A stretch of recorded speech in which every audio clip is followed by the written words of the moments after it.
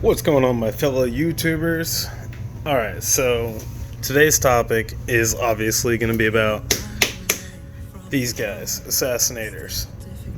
So what I'm referring to is the 29.5 inch by 8 by 14 Assassinators that we put on my stock 2019 Canam Outlander. So yeah, they obviously look amazing, they ride great, and in the mud they do phenomenal. So, what did I have to do to accomplish those three things? Ride great, do great in mud, and I forgot the other thing. I've been drinking whiskey. Anywho, let's get into it. 2.5 inch lift pucks. They're $200 on most websites. I got them for 20 bucks on eBay. They fit perfectly, and the ride is still smooth somehow. So that was great. Next, aftermarket footwells. This was the biggest part of getting those to fit perfectly and not have any rubbing, not have any issues. It wasn't until I got those and then trimmed this fender back. Now you could see it's trimmed from here, but from the side you really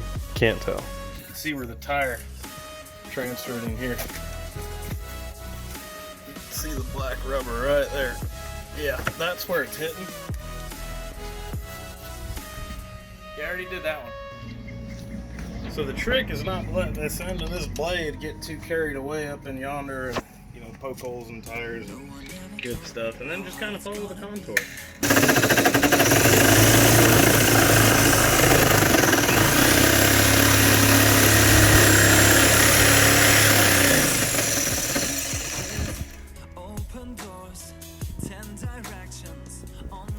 There's a bolt in here. I'm trying to. Don't need that really. I'm trying to avoid it.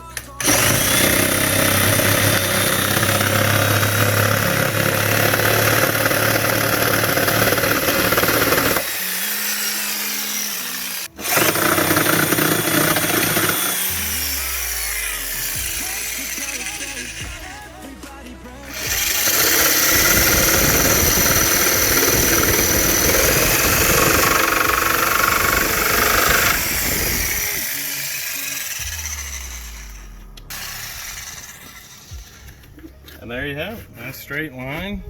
If you really stare up in there, you'll be able to see it. But once it's covered in mud, it's going now. And there's plenty of clearance still. These aftermarket footwells can fit up to a 32-inch tire, they claim. I believe them. And I believe it wouldn't rub, too. You might have to trim more here, but it's not going to rub there. This is where it was the closest, was in the back, and now there's a massive clearance, which is awesome. So 2.5 inch lift pucks and aftermarket footwells, good to go. So you can run these. Now, that's how to run them comfortably. What I need to do before we even start talking is crack the cold one.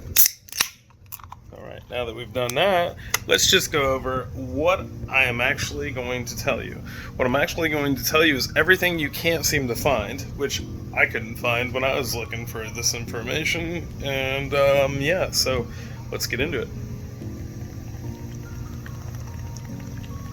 Alright, so the first thing I notice about people talking about Assassinators online, we're going to debunk all this right now. Number one, I hear that they are axle snappers. Well, I have yet to snap an axle. I think it just comes down to common sense and luck. Eventually I'm going to snap an axle. I know this. They're heavy ass tires. They're very heavy. They're 76 pounds a piece. And the average tire is, I'd say, in the 40 to 50 range for mud tires. And that's average. There's going to be a lot less heavy and a lot more heavy tires. These being some of the heaviest tires you can get. Almost twice that of the average mud tire. So, are they axle snappers? So far, I would say no. I've put them through plenty of stress and plenty of nasty stuff. I've even pushed them like to where the whole front end is skipping and hopping, and I just kept hammering and nothing happened. That's when you should probably let off, because that's a lot of stress. That's the tire spinning and then catching real hard. Spinning, catching real hard.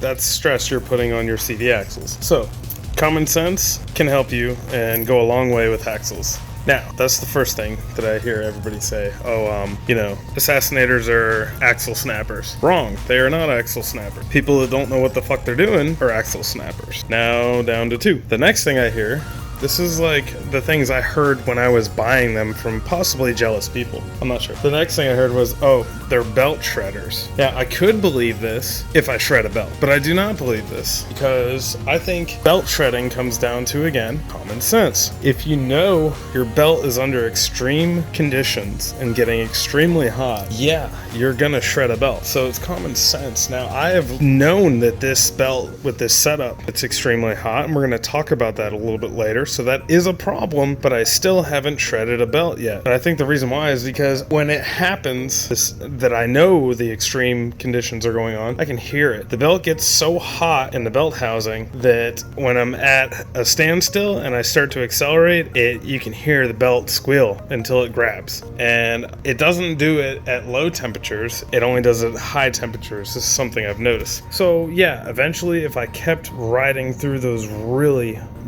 bad conditions, like miles of it, yeah, the belt would shred. But most of the time it's really nasty mud hole and then a few thousand feet of not so bad riding and then really nasty mud hole. Now, if it was really nasty mud hole for a mile, maybe it would shred a belt. I don't know. Eventually the belt will shred from these conditions, so we can't rule that out, but I can just say common sense can go a long way.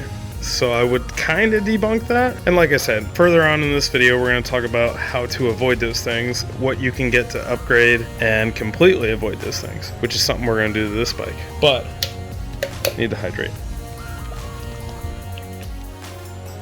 Another thing I heard amongst these things, now I've heard these things from people: axle snapper, belt shredder, horrible ride. Like ride quality. Axle snapper, bullshit. We can stuff that one away. Belt shredder, common sense. We can kind of stuff that one away. Ride quality, this one right here, is actually not that bad. It actually rides really well. And I'm actually amazed by this. I had some rubbing issues, but that's my fault because I got 29.5-inch tires and only 2.5 inches of lift. So I got aftermarket footwells and now we clear and there's no more rubbing. The ride quality is still great. Now on asphalt, going 45 miles an hour, I can feel the steering go like this, ever so slightly, just a little meander. It doesn't turn my steering, but I can feel it. It's just in there, just like this. I'm not gonna argue though for what I get. I mean, look at them. You're gonna have that. It's a mud terrain tire. You're not buying these tires to go ride around on asphalt all day. So I'm not complaining. Now, once you get up into the 60, 65, 70 mile an hour range, it is a little sketchy, but it isn't like, oh my God, this thing's falling apart. It's just like, it's kind of sketchy. We should slow it down. It's a lot of weight too. So just debunk those right then and there.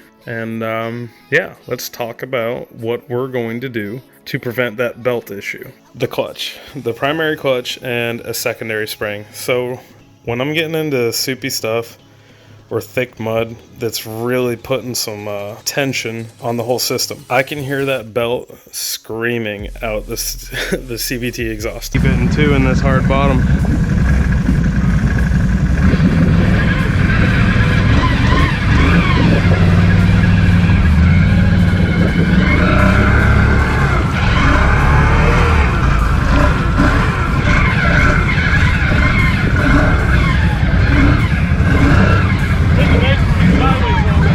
Deeper.